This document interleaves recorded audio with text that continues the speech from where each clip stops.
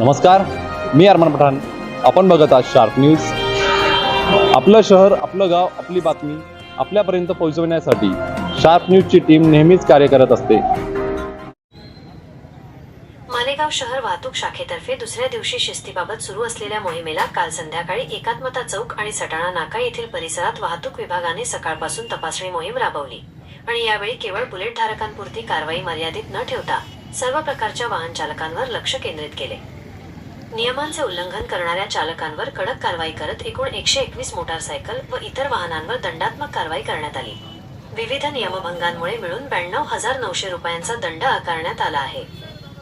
वाहतूक पोलिसांच्या या मोहिमेमुळे ट्रिपल सीट मोटारसायकल धारक यांचे मध्ये घबराटीचे वातावरण निर्माण झाले असून नागरिकांनी या कारवाईचं स्वागत केले आहे. अधिकाऱ्यांच्या माहितीनुसार शहरातील वाहतुकीत शिस्त निर्माण करण्यासाठी अशा मोहिमा पुढेही नियमितपणे सुरू राहणार आहेत. सटाणा नाका व एकात्मता चौक परिसरात वाढत्या वाहतूक कोंडी आणि नियमभंगांच्या पार्श्वभूमीवर पोलिसांचा हा उपक्रम महत्त्वाचा मानला जात आहे.